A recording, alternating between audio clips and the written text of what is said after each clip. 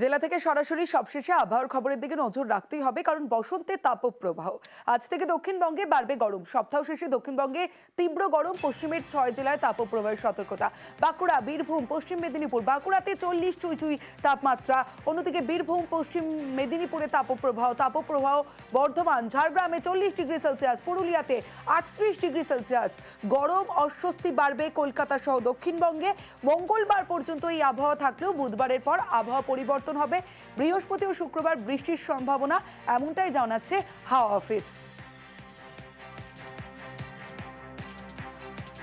দক্ষিণবঙ্গের জেলাগুলিতে বর্তমানে দিনের তাপমাত্রা স্বাভাবিকের থেকে অনেকটাই বেশি রয়েছে। প্রায় 4 থেকে 6 ডিগ্রি মতো বেশি রয়েছে দিনের সর্বোচ্চ তাপমাত্রা। পশ্চিম বর্ধমান, বাঁকুড়া এইসব জেলাগুলো গত 24 ঘন্টা সর্বোচ্চ তাপমাত্রা 39 থেকে 40 ডিগ্রি কাছাকাছি ছিল। কলকাতা গত 24 ঘন্টা সর্বোচ্চ ছিল 34 ডিগ্রি কাছাকাছি। আগামী দুদিনে আরও 1 থেকে 2 ডিগ্রি মতো তাপমাত্রা বাড়ার সম্ভাবনা রয়েছে। তাপপ্রবাহের সতর্কতা থাকছে পশ্চিমের জেলাগুলো। তাপপ্রবাহের সতর্কতা রয়েছে পশ্চিম বর্ধমান, বাঁকুড়া, ঝাড়গ্রাম, পশ্চিম মেদিনীপুর, বীরভূম। 16-17 তারিখে নাগাদও এটা কন্টিনিউ করবে তাপপ্রবাহ।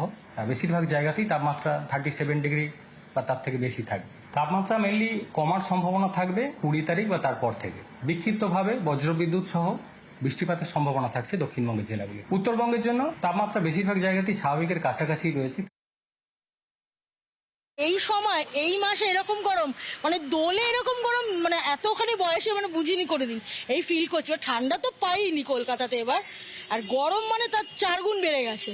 এখনো শুরুই হয়নি গরমের সময়, তাতেই এই অবস্থা।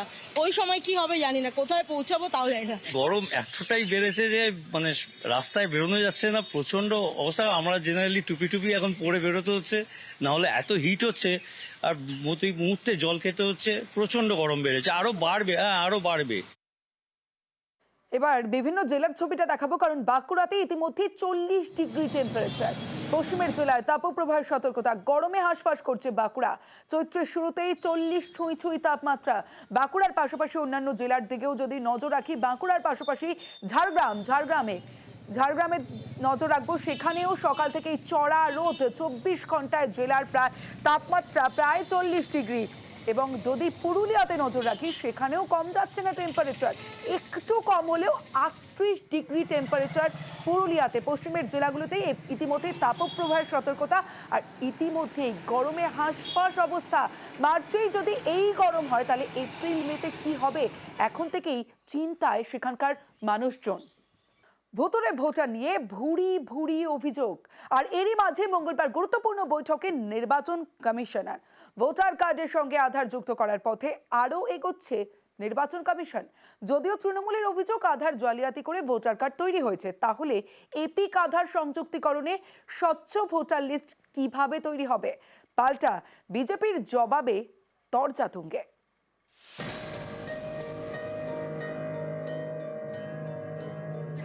ভোটার তালিকায় কারচুপির অভিযোগ, এ নিয়ে সরব বিরোধীরা।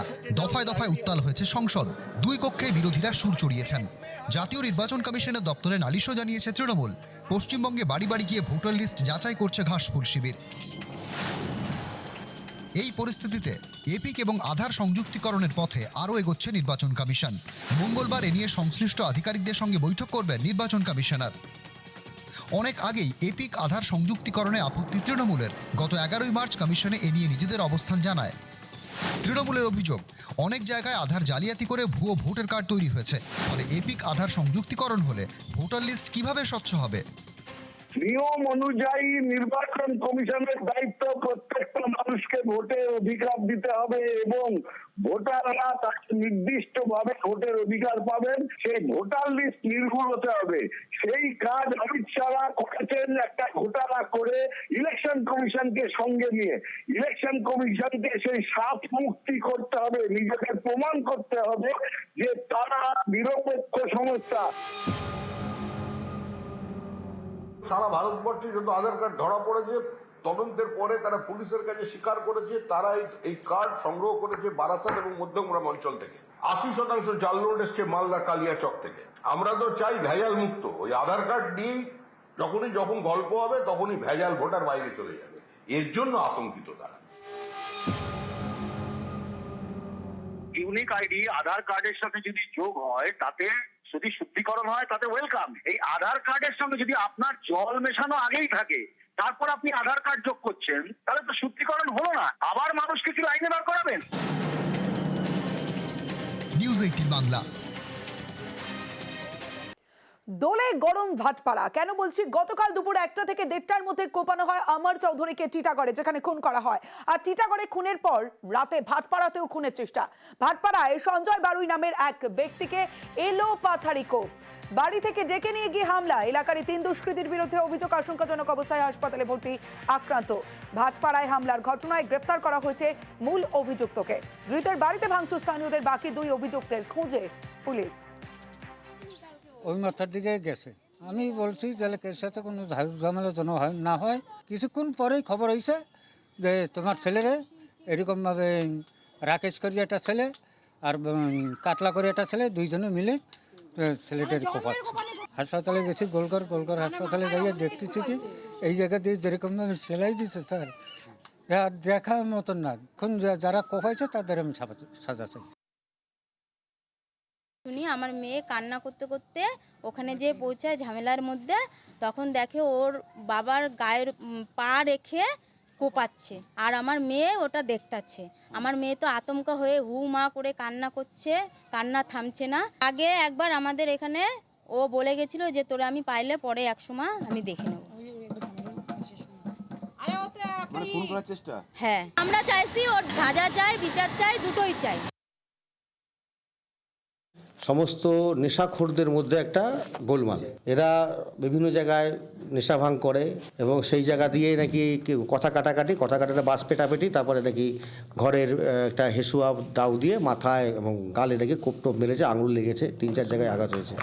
শারীরিক অবস্থা এখন স্থিতিশীল আছে। রাকেশ বলে আমি কাউকে পুরো চিনি না, কারণ এখানে এসছে হালে, আগে গারলিয়া থাকতো এখানে, মানে 2-3 বছর ধরে এখানে বাড়িঘর করে এসছে। এরা কেউ রাজনৈতিক দলের কর্মী না। দোলে গরম ভাটপাড়া কেন বলছি? কারণ গতকাল রাতে আরো একটি ঘটনা ঘটে। অর্জুন সিং এর সঙ্গে রং খেলায় আক্রান্ত হয় বিজেপি কর্মী। চাঞ্চল্যকর অভিযোগ উত্তর 24 পরগনার ভাটপাড়ায়। 4 তৃণমূল কর্মীর বিরুদ্ধে মারধরের অভিযোগ বিজেপির, গ্রেফতার 2। তৃণমূলের বক্তব্য, অপরাধ করলে শাস্তি পেতেই হবে। দোলের রাতে গরম ভাটপাড়া, আক্রান্ত বিজেপি কর্মী, অভিযুক্ত 4 তৃণমূল কর্মী।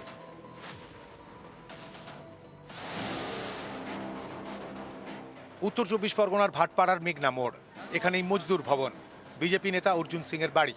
শুক্রবার এই মজদুর ভবনে ছিলেন বিজেপি কর্মী অশোক কুমার সিং। রাতে বাড়ি ফেরার সময় তাঁর উপরে হামলা চলে বলে অভিযোগ। তার দাবি, অর্জুন সিং এর সঙ্গে রং খেলার জন্য তাকে মারধর করা হয়। স্থানীয় তৃণমূল কাউন্সিলরের ঘনিষ্ঠ কয়েকজন হামলা চালায় বলে অভিযোগ। भाई के साथ अबीर उबीर खेल के हम जा रहा था अपना घर जा रहे थे, तो ऑकलैंड गेट से वो लोग पी के निकला है और हमको धर लिया। हम अकेले थे, वही नमित सिंह का लड़का लोग था। 4 जन आया, बोला कि तुम अर्जुन सिंह साला रंग लगाने गया था और लगा मारने हम। 4-5 जन था। দোলের রাতে আক্রান্ত বিজেপি কর্মী, তৃণমূল কাউন্সিলরের ঘনিষ্ঠদের বিরুদ্ধে মারধরের অভিযোগ। এ নিয়ে সরব বিজেপি। হোলি খেলা পরে 9:45 PM রাতের সময় যখন বাড়ি ফিরছিল, 4টা ছেলে যে নমনীত সিং সঙ্গে থাকে অকল্যান্ডে গেটের পাশে এর উপরে একলা দেখে অ্যাটাক করে দিয়েছে। খুব মেরেছে, মিনস চেস্টে মেরেছে, চোখে মেরেছে। পুলিশ এই দুটোকে ধরেছে, আর দুটো যে আনআইডেন্টিফাই আছে এখনো ধরা যায়নি। তৃণমূল কাউন্সিলরের ঘনিষ্ঠদের বিরুদ্ধে অভিযোগ দায়ের হয়েছে জগদ্দল থানায়। বিজেপি কর্মীর অভিযোগের ভিত্তিতে দায়ের হয়েছে এফআইআর। মূল অভিযুক্তকে গ্রেফতার করেছে পুলিশ। কোনো রকম হিংসামূলক কাজ আমার দল এন্ডোর্স করে না।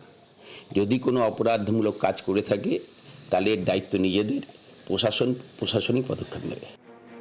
ভাটপাড়া থেকে অরুণ ঘোষ, নিউজ 18 বাংলা।